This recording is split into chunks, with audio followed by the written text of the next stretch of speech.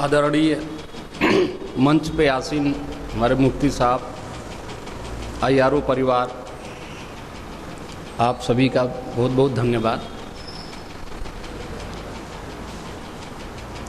आज का जो विषय मिला हमें, कल्कि अवतार और मोहम्मद साहब, हम अपनी बात शुरू करते हैं आदरणीय शंकराचार्य स्वरूपानंद द्वारिका पीठ के, इस वक्त अभी वो जिंदा हैं, उन्हीं की बातों से अपनी बातों को हम शुरू करते हैं। सन 2008 में आपने एक स्टेटमेंट दिया था कि हमारे हिंदू धर्म शास्त्रों में मोहम्मद साहब का नाम आज से 5000 साल पहले से मौजूद है, उनके बारे में बताया गया। इसलिए मुसलमानों से ज़्यादा मोहम्मद साहब हिंदुओं को प्रिय होंगे, ये आदरणीय शंकराचार्य स्वरूपानंद जी का वक्तव्य है जो सन 2008 में उन्होंने दिया। उनके इस वक्तव्य पे अगर हम ध्यान दें तो लगता है कि कल्कि और मोहम्मद कोई दो अलग व्यक्तित्व का नाम नहीं है, ये दोनों एक ही व्यक्तित्व है, पर्यायवाची। जिस तरह से हम आकाश का नभ, ईश्वर का अल्लाह, जल का पानी, विष्णु का रब, कहार का महेश इत्यादि कह सकते हैं, वैसे ही कल्कि को भी हम मोहम्मद कह सकते हैं। ये अवतार और नबी, रसूल, पैगंबर, संदेशवाहक अलग अलग चीजें नहीं है, सिर्फ भ्रमित किया गया है हमको और आपको विश्लेषण करने में, व्याख्या करने में।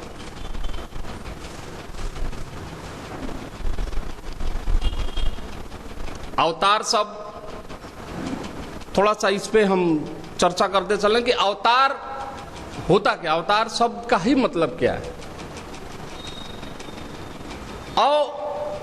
उपसर्ग से बना हुआ है अवतार, जिसका अर्थ होता है पृथ्वी पर आना, पृथ्वी पर जन्म लेना।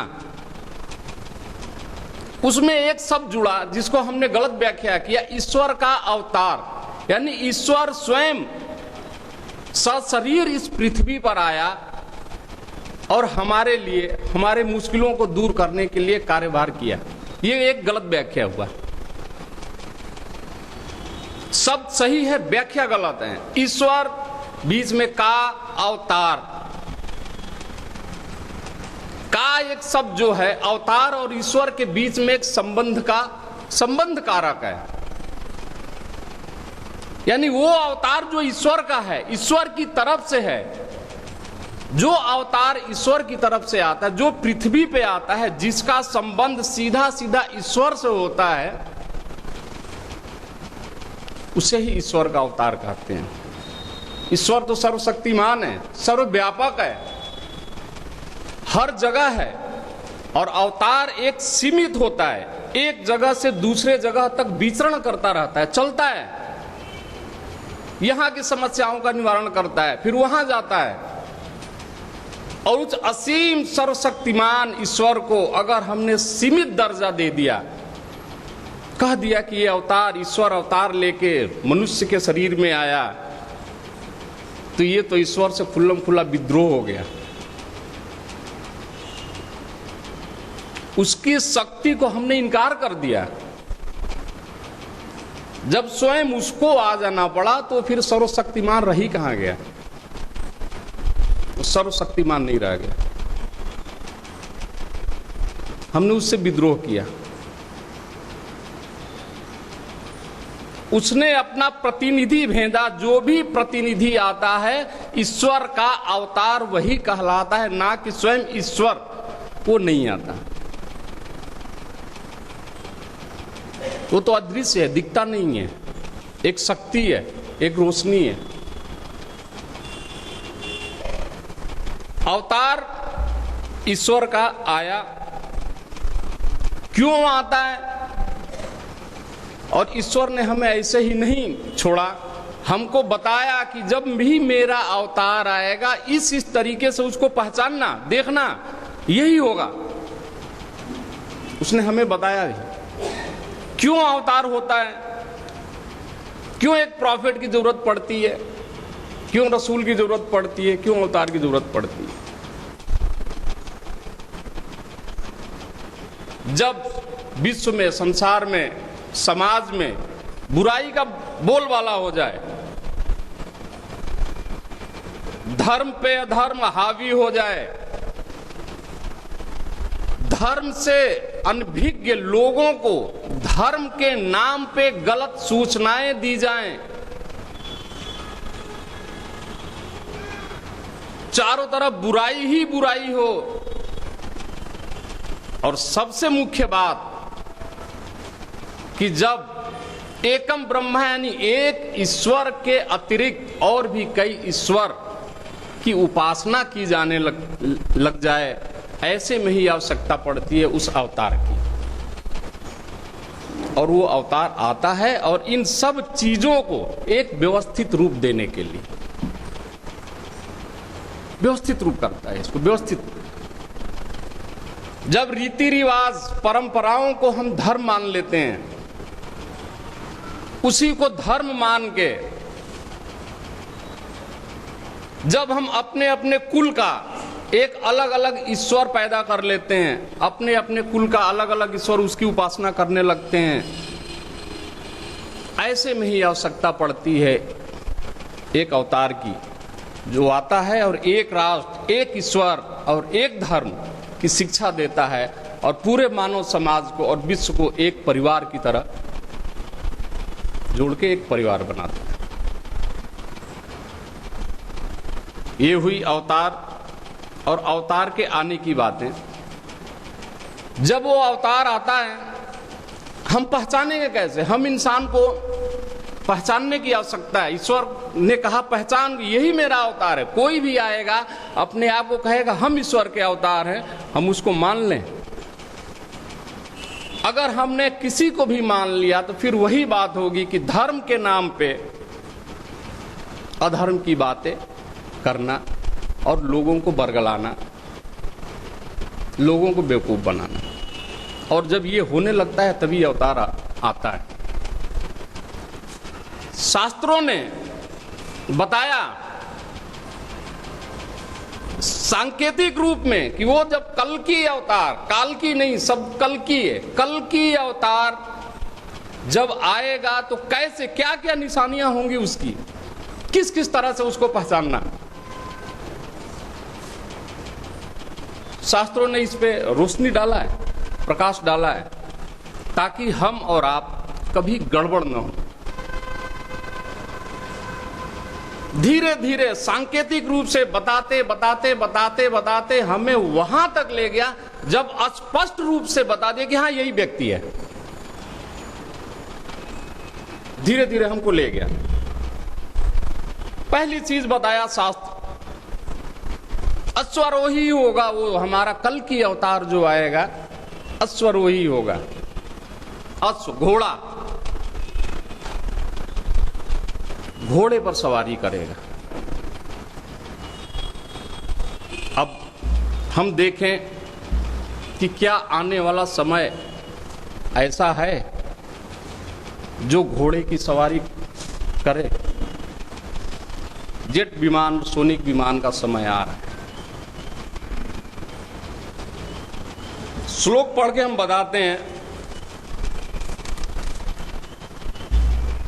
गरुड़ पुराण अध्याय 149 कहता है, अश्वरूढ़ खिलान लोकान अस्त दाभितान करिष्यत। वो अवतार जब आएगा घोड़े की सवारी करके दुष्टों के साथ युद्ध करेगा और उनका संहार करेगा।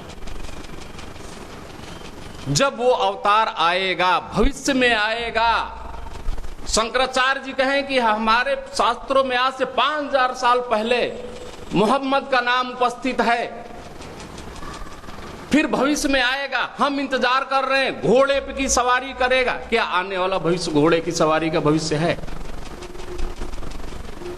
बिल्कुल नहीं। हमें वो दौर में, उस वक्त में गुजरना, उस वक्त में घुसना पड़ेगा जब घोड़े का वक्त रहा हो। एक पहचान बताया शास्त्र,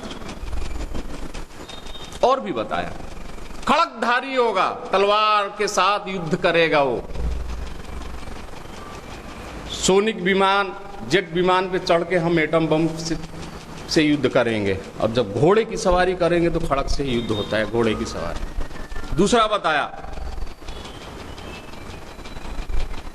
भागवत पुराण में कहा है कि जब वो आएगा तो उसके हाथ में खड़ग होगा और वो घोड़े की सवारी करे, घोड़े पे चढ़ के अधर्मी लोगों को, विधर्मी लोगों को अपने खड़ग से संहार करेगा, फिर शांति स्थापित करेगा। आने वाला समय घोड़े का समय नहीं है, अश्व का समय नहीं है, खड़ग का समय नहीं है, वो समय बीत गया।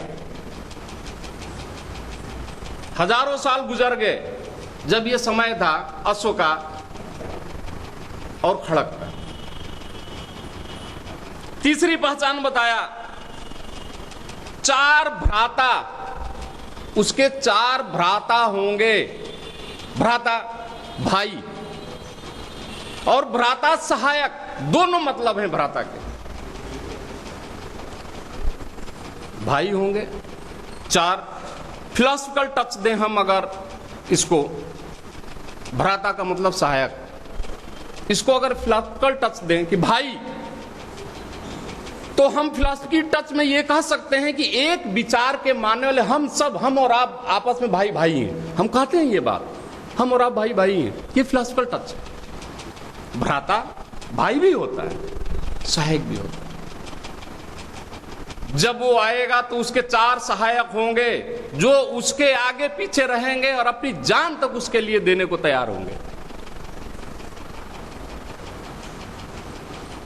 ये शास्त्र हमारा कहता है, कल की पुराण अध्याय 2, चतुर्थ भी भातृ भीर देव करिष्यामि कलिच्छयम्। वो जब आएगा तो उसके 4 भ्राता, 4 साथी होंगे। आज से बहुत पहले जब अश्व और खड़ग, घोड़े और तलवार का समय था, मैं शुरू में ही कहा कि कल की और मोहम्मद 2 अलग अलग व्यक्ति नहीं है, एक ही व्यक्ति के 2 नाम पर्यायवाची हैं। देखिए उस वक्त क्या उनके 4 भ्राता थे? कौन थे 4 भ्राता जो उनके लिए अपनी जान तक देने को तैयार रहते? अगली बात बताया, एक एक बात की तरफ देखिए, शास्त्र आपको बढ़ा रहा है, लास्ट में आके स्पष्ट करेगा वो व्यक्ति है कौन, स्पष्ट कर दे, वही शास्त्र स्पष्ट करेगा। सुमति पुत्र होगा वो कल की सुमति, सोमवती, उसकी मां का नाम सुमति होगा, सोमवती। शांति, विवेकशील महिला जिसका नाम शांति, सुमति, शांति होगा। कल की पुराण अध्याय 2 कहता है, सुमत्याम विष्णु यशा गर्भ माघत वैष्णवयम। विष्णु यशा, सोमवती के गर्भ से, विष्णु की कृपा इच्छा से वो कल की उत्पन्न होगा, पैदा होगा। सोमवती, आमिना, शांति।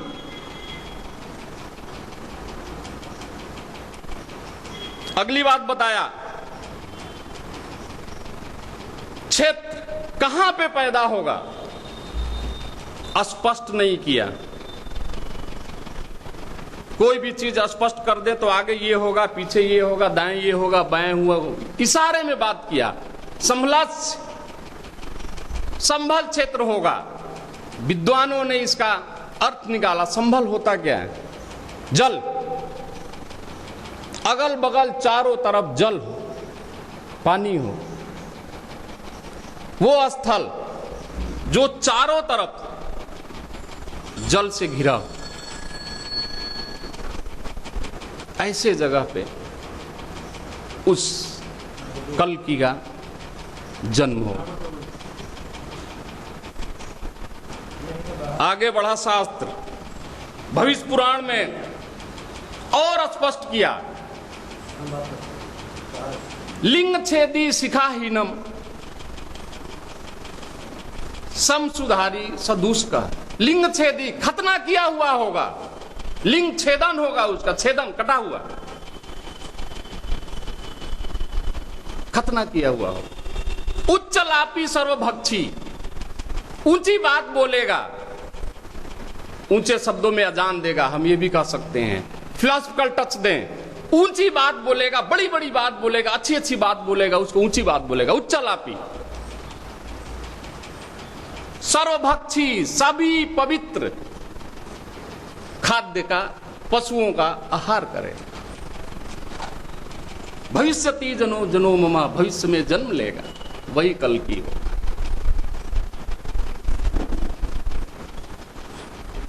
शुरू से लेके अब तक जोड़िए कड़ी से कड़ी। अश्व का समय, खड़क का समय, आने वाला भविष्य नहीं है, गया। जो जन्म लेगा लिंग छेदी होगा, जिसका लिंग छेदन किया, कटा होगा, खतना का होगा। आने वाला भविष्य खड़क का नहीं है। पीछे चलें, पीछे में ऐसा एक व्यक्ति मिलता है जिसका नाम मोहम्मद, वही है। आगे और स्पष्ट किया, प्रमरो नाम भूपाल कृतम राज्यम च खट्समा महामद अस्ततो। क्लियर नाम बताया, भविष्य पुराण प्रथम खंड कलिंजर अध्याय, और एकदम क्लियर कर दिया। शुरू से चला, अश्व से लेके खड़क, सोमवती, संभल, चलते चलते धीरे धीरे आते आते लास्ट में एकदम स्पष्ट किया, महामद अस्ततो पितर अर्धः कृतम पदम। महामद नाम से वो व्यक्ति उत्पन्न होगा।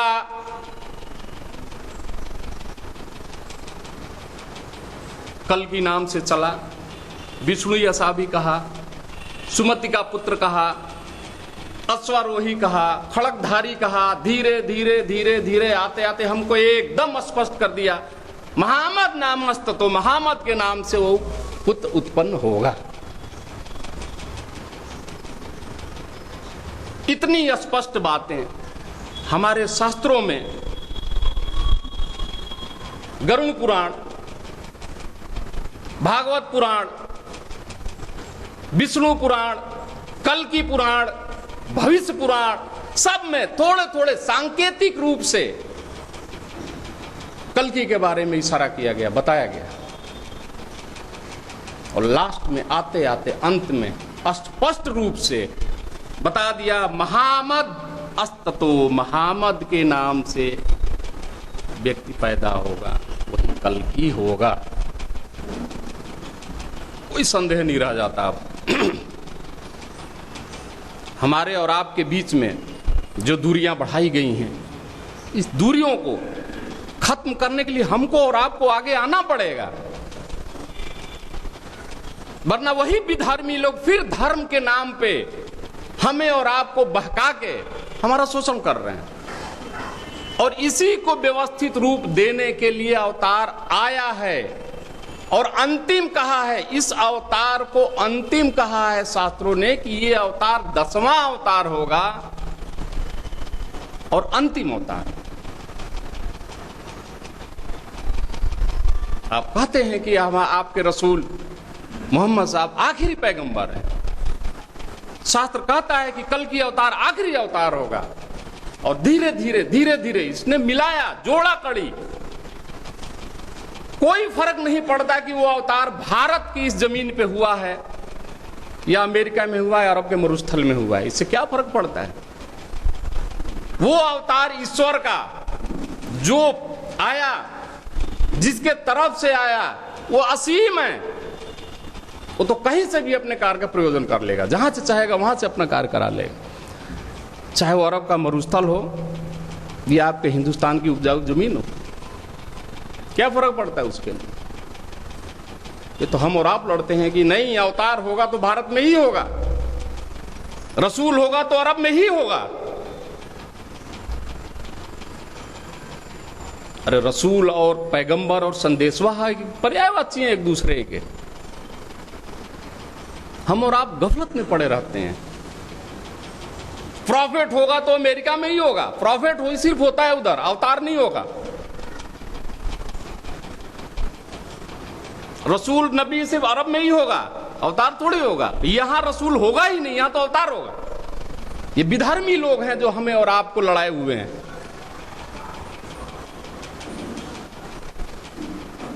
दूरियां पैदा किए हुए हैं, मानवता को खत्म कर दिया।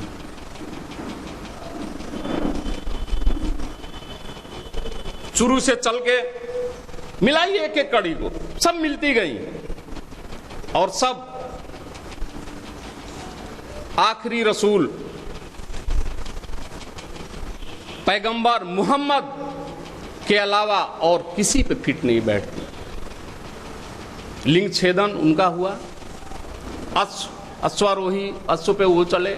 सुमत उनके माता का नाम आमिना था ही। 4 भ्राता, 4 सहायक, अबू बकर, उमर, उस्मान, अली उनके थे ही। विष्णु यसा, उनके पिता का नाम विष्णु यसा, विष्णु यसा, विष्णु पालक का अंश, जिसका बंदा अब्दुल्ला, अल्लाह का बंदा। शास्त्रों में कल की अवतार को कल की विष्णु यसा भी कहा गया है, मोहम्मद बिन अब्दुल्ला भी कहा गया है। क्या अंतर है? पर्यायवाची नहीं तो और क्या है? कल की विष्णु यसा, मोहम्मद बिन अब्दुल्ला। आमिना का पुत्र होगा, सोमवती का पुत्र होगा।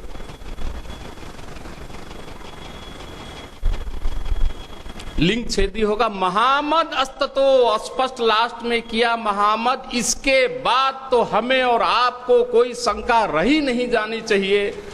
आपस की लड़ाइयां, विद्वेष को खत्म कर देनी चाहिए और एक दूसरे के साथ मिल बैठकर चर्चाएं करनी चाहिए, सेमिनार करनी चाहिए और एक दूसरे का ज्ञान बांटना चाहिए और अव्यवस्थित इस विश्व में शांति स्थापना करने की पूरी भरपूर प्रयास करना चाहिए। इसके अलावा और कोई रास्ता नहीं है। और विधर्मी लोग हमको और आपको लड़ाते रहेंगे, हम और आप इसी तरह से लड़ते रहेंगे, एक दूसरे के खून के प्यासे रहेंगे। ये हमारे कल की अवतार ने कभी नहीं चाहा, कभी नहीं चाहा, कभी नहीं चाहा। दोस्तों, हमें आदरणीय शंकराचार्य स्वरूपानंद जी के बातों पे यकीन करना पड़ेगा। उनकी बातों पे यकीन करिए, उनका अनुसरण करिए और तभी सिर्फ यही एक रास्ता है कि हम भारत में, विश्व में, समाज में शांति स्थापित कर सकते हैं। इसके अलावा और कोई रास्ता नहीं है। शंकराचार्य जी के बातों को मानना पड़ेगा, इसको प्रचारित करना पड़ेगा, लोगों को बताना पड़ेगा कि विधर्मी लोगों को दूर करिए और शंकराचार्य जी के बातों को मानिए। समाज में, देश में, विश्व में शांति स्थापित करिए। धन्यवाद।